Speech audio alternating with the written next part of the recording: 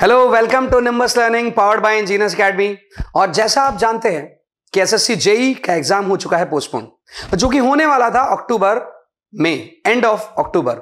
और वो यदि एग्जाम पोस्टपोन हो गया है तो हमारी तैयारी क्या होनी चाहिए? क्या हम इस अक्टूबर के एग्जाम के लिए भी तैयार थे? नहीं थे तो बहुत अच्छा मौका है कि हम हमारी तैयारी को बूस्टअप करें। और यदि हम तैयार थे तो अब हमें क्या करना चाहिए? तो हम दो पैमानों पर अपने आप को चेक कर सकते हैं। पहला पैमाना है क्या मैं तैयार था, दूसरा पैमाना है क्या मैं तैयार नहीं था। यदि मैं तैयार था तो सबसे पहले हम बात करते हैं उनकी, क्योंकि तैयार तो रहना ही था। यदि आप तैयार थे और आपके एग्जाम की बढ़िया तैयारी हो रखी थी और आप वेट कर रहे थे कि कैसे एसएससी जेई अपने इस एग्जाम को कराएगी और हम अपना बेस्ट ऑफ बेस्ट परफॉर्मेंस देंगे, इसके लिए हमारी तैयारी में टेस्ट सीरीज, इसके लिए तैयारी में हमारे क्विक रिवीजन के लिए शॉर्ट नोट्स, इसके लिए तैयारी के लिए हमारी सेल्फ असेसमेंट परफॉर्मेंस का ये हम लोग ने जायजा किया हुआ होगा। और नहीं किया हुआ होगा तो फिर शायद हम एग्जाम देने जाते और सिर्फ अगले एग्जाम का वेट करते। यदि हमने टेस्ट सीरीज के टेस्ट नहीं दिए, यदि हमने क्वेश्चंस नहीं सॉल्व किए, यदि हमने क्विक रिवीजन नहीं किया, यदि हमने एक हफ्ते के अंदर पूरे सब्जेक्ट को वापस से पढ़कर रिवीजन देकर क्वेश्चंस नहीं सॉल्व किए, इसका मतलब है कि हम सिर्फ प्री के एग्जाम में पार्टिसिपेट होने जा रहे थे। जैसे आपको ही पता होगा, अभी एशिया कप में एक टीम आई थी सिर्फ पार्टिसिपेशन के लिए और लास्ट में वो हार के चले गई अपने देश। उसी तरह से आपके भी हाल हो सकते थे यदि आपने ऐसी तैयारी नहीं की है जिसमें टेस्ट सीरीज, क्विक नोट्स, जिसमें हमने क्विक रिवीजन किया था, यदि ये नहीं होता तो। लेकिन यदि आपने तैयारी अच्छे से की होगी, ये सारी चीजें की होगी, तो शायद आपको अब अपनी तैयारी को और शार्प और फाइन करने की जरूरत है। तो इसीलिए आपको ज्वाइन वापस से करनी चाहिए टेस्ट सीरीज, या अपने टेस्ट जो बाकी है उन सारे टेस्ट को वापस से देना चाहिए, अपने नोट्स को वापस से रिवाइज करना चाहिए, ताकि हम एक और रिफाइनिंग कर ले, एक और दो और बार हम फिर से रिवीजन कर ले। हम ये सोच रहे हैं कि अब डेट कब आएगी। यदि डेट आपको नहीं पता है तो मान के रखिए कि आपके पास सिर्फ 30 दिन है, सिर्फ 30 डेज, और इन 30 डेज को यूटिलाइज करिए। मैक्सिमम 30 डेज मानिए। ये नहीं कि सर वो डेट कब आएगी, डेट कब आएगी। डेट मैं आपको बता रहा हूं, आप 30 डेज मानिए और 30 डेज के हिसाब से तैयारी करिए। यदि आप ऐसा करेंगे तो आपके पास एक प्लान रहेगा, आपके पास पर एक डेट रहेगी, फिनिशिंग डेट, जब तक आपको अपने प्लान को एग्जीक्यूट करना है।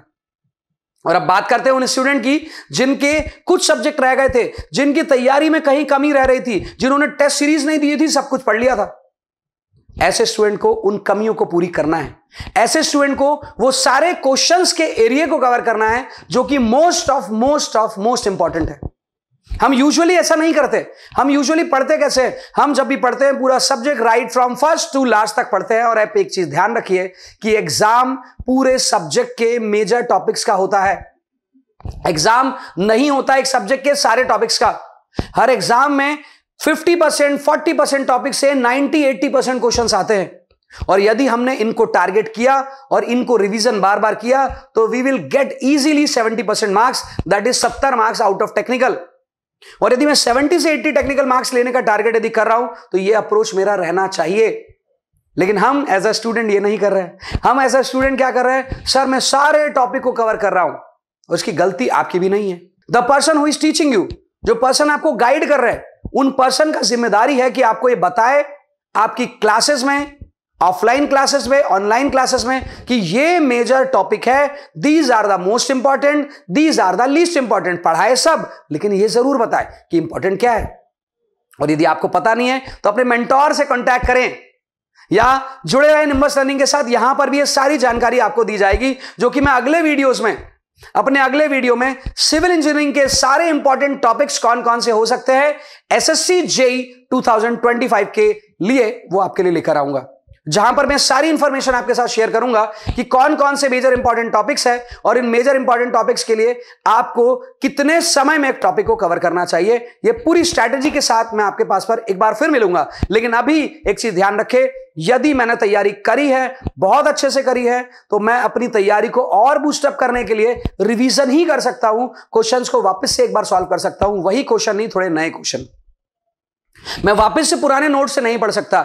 लेकिन यदि मेरे कुछ सब्जेक्ट बाकी थे, कुछ सब्जेक्ट के नोट्स रेडी नहीं थे, शॉर्ट नोट्स रेडी नहीं थे, क्वेश्चंस मैंने नहीं लगाए थे, टेस्ट सीरीज मैंने सॉल्व नहीं करी थी, तो वो मुझे करना अब जरूरी है, ये जान रखें। यदि आप ऐसा करते हैं तो आपको देखने को मिलेगा कि आप अगले 1 महीने के अंदर अपने आप को एसएससी जेईई में के प्री में सिलेक्ट होता हुआ पाएंगे। और यदि आप ये नहीं करते हैं तो पार्टिसिपेशन करना भी आपके लिए पॉसिबल है, और पार्टिसिपेशन से कुछ होता नहीं है। तो इसलिए आप अच्छे से तैयारी करें अपने इस पर्टिकुलर टाइम, जो कि आपको एक सुनहरा मौका सा मिला है, जिसके अंदर हम अपने टाइम को बहुत अच्छे से यूटिलाइज कर सकते हैं यदि प्लानिंग करें तो। और यदि आप चाहते हैं कि आपके अगले 1 महीने की प्लानिंग कैसी होनी चाहिए, कौन कौन से टॉपिक्स है जिन पर फोकस करना चाहिए, सिविल इंजीनियरिंग के सारे topics with respect to all subjects, यदि आप जानना चाहते हैं तो जुड़े रहें निम्बस लर्निंग के यूट्यूब चैनल के साथ। और मैं अगले वीडियोस में आपके लिए ये लेकर आने वाला हूं। कब लेकर आना है, you can tell me the date. तो इस वीडियो के कमेंट बॉक्स में आप मुझे डेट बताएं कि किस दिन मैं उसे लेकर आऊं। अगले हफ्ते मैं ये सारी डिटेल आपके साथ शेयर करूंगा। सभी लोग जितने भी इस वीडियो को देखने वाले हैं, इस वीडियो को देखने के बाद जरूर कमेंट करें कि आपको किस दिन इन सारे इंफॉर्मेशन को चाहिए। तो मिलते हैं नेक्स्ट वीडियो में जल्द। Good bye.